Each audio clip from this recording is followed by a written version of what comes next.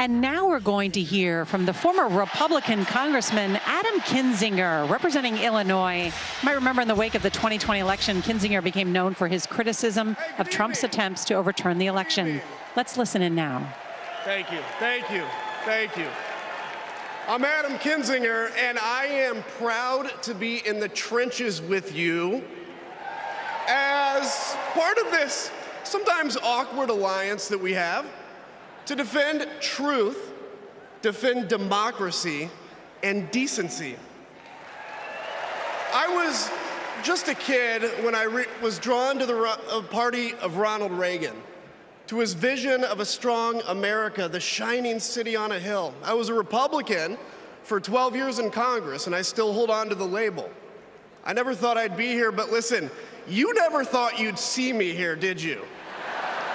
But I've learned something about the Democratic Party, and I want to let my fellow Republicans in on the secret.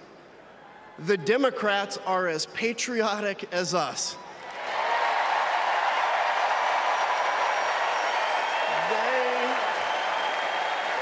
They love this country just as much as we do.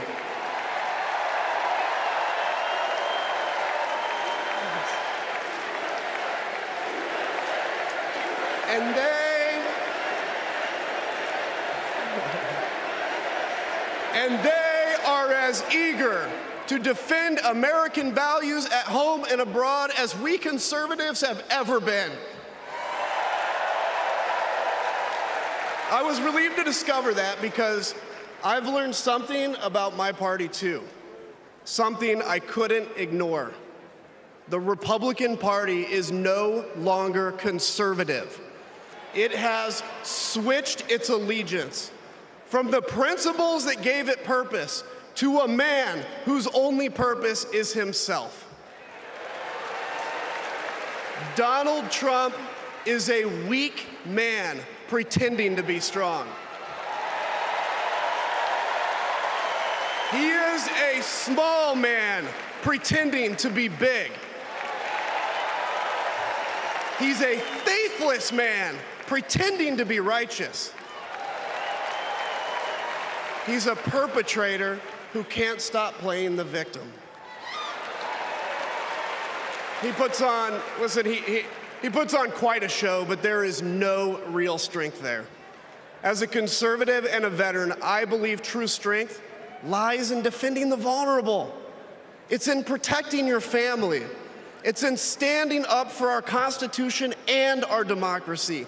That is the soul of being a conservative. It used to be the soul of being a Republican, but Donald Trump has suffocated the soul of the Republican Party. His fundamental weakness has coursed through my party like an illness, sapping our strength, softening our spine, whipping us into a fever that has untethered us from our values. Our democracy was frayed by the events of January 6th, as Donald Trump's deceit and dishonor led to a siege on the United States Capitol. That day, I stood witness to a profound sorrow, the desecration of our sacred tradition of peaceful transition of power, tarnished by a man too fragile, too vain, and too weak to accept defeat.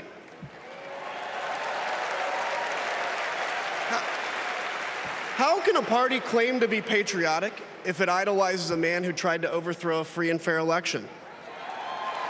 How can a party claim to stand for liberty if it sees a fight for freedom in Ukraine, an attack pitting tyranny against democracy, a challenge to everything our nation claims to be, and it retreats, it equivocates, it nominates a man who is weirdly obsessed with Putin? And his running mate who said, quote, "I don't care what happens in Ukraine." Yeah, and he wants to be vice president. Yeah. How can a party claim to be conservative when it tarnishes the gifts that our forebears fought for? Men like my grandfather, who served in World War II, who believed in a cause bigger than himself, and he risked his life for it behind enemy lines. To preserve American democracy, his generation found the courage to face down armies. Listen, all we're asked to do is to summon the courage to stand up to one weak man.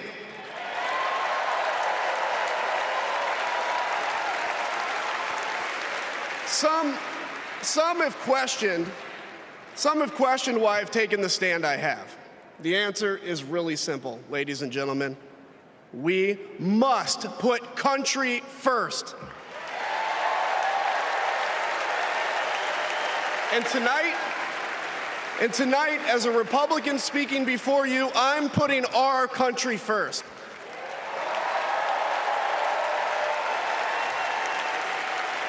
Because the fact is, I do belong here.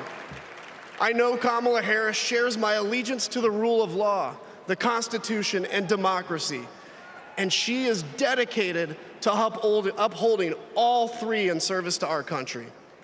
Whatever policies we disagree on pale in comparison with those fundamental matters of principle, of decency, and of fidelity to this nation.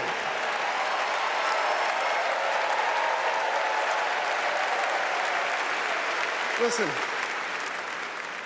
to my fellow Republicans, if you still pledge allegiance to those principles, I suspect you belong here too. Because democracy knows no party. It's a living, breathing ideal that defines us as a nation. It's the bedrock that separates us from tyranny, and when that foundation is fractured, we must all stand together, united, to strengthen it.